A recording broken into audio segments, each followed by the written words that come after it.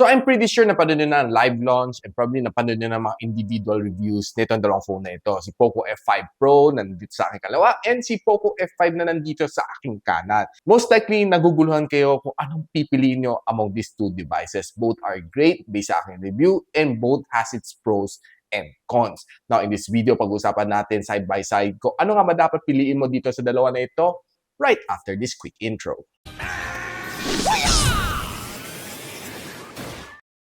So hi guys, ako si Rich Mo ng Gadget Sidekick and welcome back to my channel. So hindi ko na i-unbox ng dalawa. You'll be checking yung kanilang individual review for the full unboxing of netong dalawang phone na ito. Basically sa loob, meron siyang manuals, meron siyang jelly case and 67 watts of fast charging brick and kanyang USB Type-A to Type-C cable. Nothing else. Now in terms of design, medyo magkaiba sila. They have their own distinct na design. Normally kasi sa ibang brand, pagdating sa Pro and non-Pro, halos magkakahawig. But ito, far cry, ibang-iba sila from each other. So si Poco F5 has a double barrel na main camera sensor. Meanwhile, si Poco F5 Pro has a rectangle na design ang kanyang camera bump. So basically, kung pinagtabi mo kanilang camera bump, medyo mas makapal ng konti ang sa Poco F5 Pro dahil siguro mas maganda nga ng sensor dito. Ang back case si Poco F5, medyo simple lang siya. Makita natin black, pero pag inlawan mo, makita medyo may pagka-carbon fiber finish. Medyo light lang ang kanyang design. Meanwhile, si Poco F5 Pro, ang gitna niya is very shiny and ang kanyang gilid is kitang-kita natin a carbon fiber finish. So pareho silang very smooth, so expect fingerprints all over your phone. Basically, sa ilalim, almost the same ang kanilang design. But before we proceed, i-check muna natin SIM tray. Dito sa Poco F5 Pro, it can support dalawang nano SIM na 5G. Dito sa Poco F5, same lang, dalawang 5G na nano SIM, wala silang expansion pareho. So dito sa gilid, medyo nagkakaiba. Si Poco F5 Pro, power button and volume rocker. Si Poco F5, fingerprint scanner / power button and of course, ang kanyang volume rocker. Dahil ang security nito is in-screen na kay Poco F5 Pro. Sa ibaba, makita mo, both meron silang IR, but si Poco F5 Pro still has your audio jack. And on the side, parehong malinis. And makita natin dito sa gilid, ibang-ibang design niya. Kay Poco F5, flat na flat. Makita natin kay Poco F5 Pro naman, yung case sa likod is curving all the way midway sa side frames para makita natin design niya, gumaganda siya. So tingnan naman natin kanilang screen. Si Poco F5 Pro has a 6.67-inch na AMOLED display. 120Hz ang kanyang kaya i-display and ang kanyang maximum brightness is 1,400 nits. And ang kanyang screen-to-body ratio is 80%. Then, dito naman sa kabila, sa Poco F5, it's also a 6.67-inch na AMOLED display, 120Hz of screen refresh rate, pero mas mababa ang kanyang max brightness at 1,000 nits. Pero mas mataas naman ang kanyang screen-to-body ratio at 89%. Both of them are being protected by Corning Gorilla Glass 5. Both of them also comes loaded with MIUI 14 inside Android version 13. Kita natin ang kanilang screen, medyo magkaiba, no? Mas maliwanag, mas bright ang display na pagkaputi, no? Dito ni Poco F5 Pro. I feel na mas premium ang panel nito as compared to this. So medyo mas a little bit yellowish konti dito kay Poco F5. Now both of them has 12 gigs of RAM and both of them may plus 3 na virtual RAM na hindi na pwede dagdagan. So si Poco F5 Pro comes with a Snapdragon 8 Plus Gen 1. Si Poco F5 comes with a Snapdragon 7 Plus Gen 2. Na kung tinignan mo ng kanilang score sa Antutu benchmark, medyo hindi naman sobrang nagkakalayo. Now, pagdating naman sa battery size, medyo mas malaki ng bahagya si Poco F5 Pro at 5,160 mAh. 5,000 flat naman dito kay Poco F5. Pareho sila nagsusupport ng 67 watts na fast charging. But ang lamang ni Poco F5 Pro, kaya na mag-support ng 30 watts na wireless charging. Tinry ko naman i-charge both of them from 10 to 100. Both kaya magtapos in less than 50 minutes. So pagdating naman sa battery endurance, makita natin dito sa dalawang numbers, medyo nagkakatalo sila. Yung mga 2 hours na lamang si Poco F5.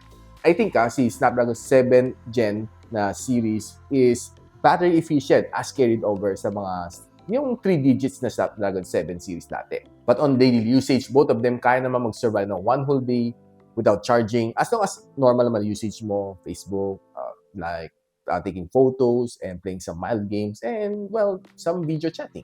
Now, sinabi ko naman sa kanila mga individual review na si Snapdragon 7 Plus Gen 2 can go toe-to-toe with the Snapdragon 8 Gen 1 and 8 Plus Gen 1. Hindi naman kakalayas ka ng performance. So, I did bring this one to a test. Nilaro naman natin siya sa Genshin Impact, sa Call of Duty Mobile, and sa Tower Fantasy. I would say na kaya nitong phone na ito i-handle all high settings on both on all the games na nalaro natin dito sa phone na ito. And well, kung meron man frame drops sa Genshin Impact and sa Tower Fantasy, very, very minimal. Halos di ko napapansin. And of course, expected naman sa Poco F5 Pro na ang performance ng gaming is good. Call of Duty Mobile, Genshin Impact, kayang-kaya na i-handle. And pagdating na sa Genshin Impact, okay, 30 minutes na dire-diretso, kayang-kaya na may handle. Kung meron man ako na feel na frame drops, very minimal, maybe siguro sa mga big boss na kalaban ko na sunod-sunod ang mga action mo, meron siguro kunting frame drops. Pero yun lang napansin ko. Other than that, wala na akong napansin na frame droppings. So, both of this phone has triple camera setup, 64MP na main camera sensor, 8MP ultra-wide lens, and 2MP na macro lens. Pero pagdating naman sa video recording, doon sila magkakatalo. Poco F5 can only shoot up to 4K and 30fps. Si Poco F5 Pro can shoot up to 8K and 24fps. Actually, for me, kahit 4K, 60fps pa lang panalo, mas lamang na lang sa Poco F5 Pro.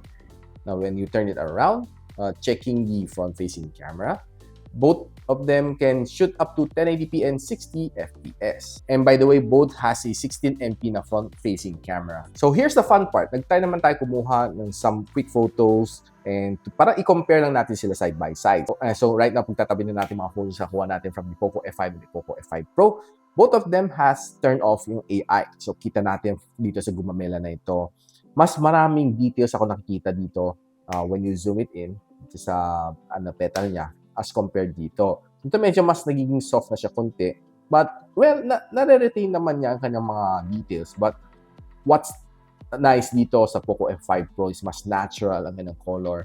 And this one, mapapansin natin, mas saturated ang pagka-red ni Poco F5.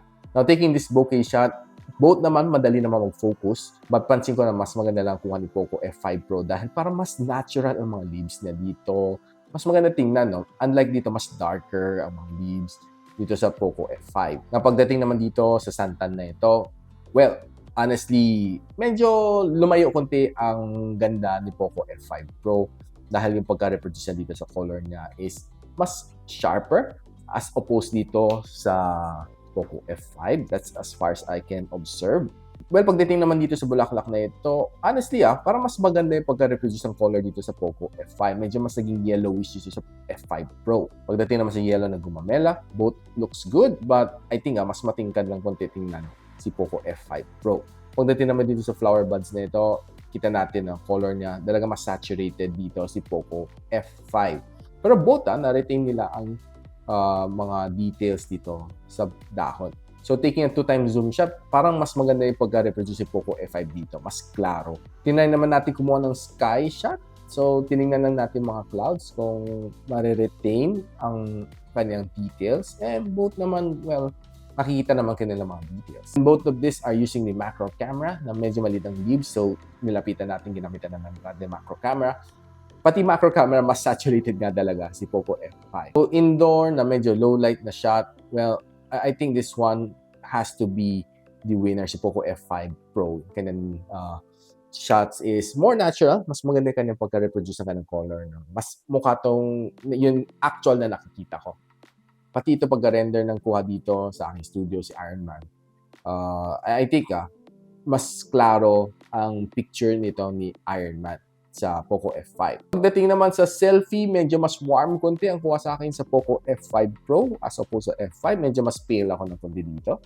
Pati sa indoor, talagang mapapansin natin na medyo mas warm konti ang kuha ni Poco F5 Pro. So, tinan naman natin mag-shoot ng video, selfie video using 1080p and 60fps on both. Yan natin.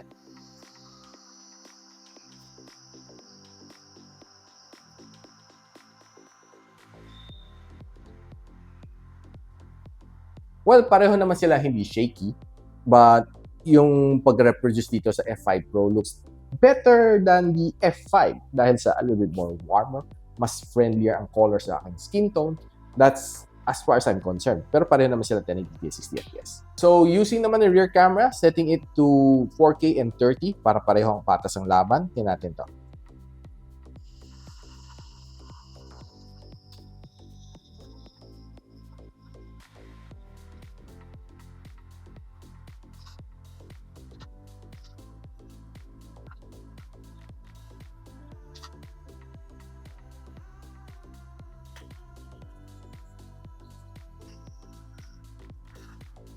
So I can say na both cameras are good, quite okay naman, stable naman sila, hindi naman sobrang matagtag.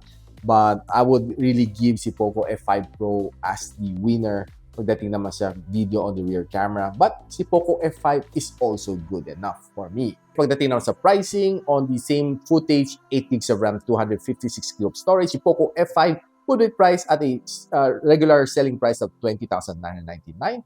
And si Poco F5 Pro would have a regular selling price of 26,999. Now, pagdating naman sa higher variant nila, si 12 gigs of RAM 256 ni Poco F5, 22,999. And si Poco F5 Pro would be priced at 28,999. But si Poco F5 Pro has another higher variant at 12 gigs of RAM, 512 gigs of storage at 30,999. Now guys, pagdating naman sa conclusion ko, it all boils down kung saan mo gagamitin itong phone na ito. If you're a gamer, I think si Poco F5 is already good enough. Kaya na may pagsabayan din si Poco F5 Pro pagdating sa game, Genshin Impact, Call of Duty Mobile, Tower Fantasy, mga na-try natin, no? Kaya naman tumakbo. Kaya na ng tapatan itong si Poco F5 Pro.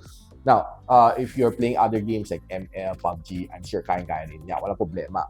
If you're targeting gaming, I would recommend Poco F5 as your next day phone. But if you're targeting photography and gaming at the same time, I think you should invest dito sa Poco F5 Pro as the better option pagdating sa camera. I wouldn't say na si Poco F5 sobrang layo ang kanyang performance pagdating sa camera. Kaya naman niya makipagsabayan, pero medyo mas saturated lang siya. Mas gusto ko lang talagang mga shots taken dito sa Poco F5 Pro pag pinagtabi sila dalawa. Now, if you want added protection sa inyong mga phones, I would suggest na you buy this one. Nakuha ko siyang di masangkay, detail case, added protection, pag nalaglag nyo, it would looks nice. Dito sa kanya, of course, it solves your smudges sa likod na problem. Na pagdating sa Poco F5, this is how it looks like. So guys, I hope natulungan ko kayo mag-decide kung what to choose, si Poco F5 or si F5 Pro. And kung gusto naman panood ang kanilang individual review, do check it out on my channel. And if you like this video, don't forget to like, subscribe, and of course, hit nyo na rin bell icon para hindi nyo ma-miss mga future comparison like this one here on my channel. And so, ako para si Richmond, and you're watching Gadget Sidekick. Like and subscribe to my channel. Don't forget to hit that notification bell. For one of my latest uploads, click dito. And for one of my popular uploads, click here.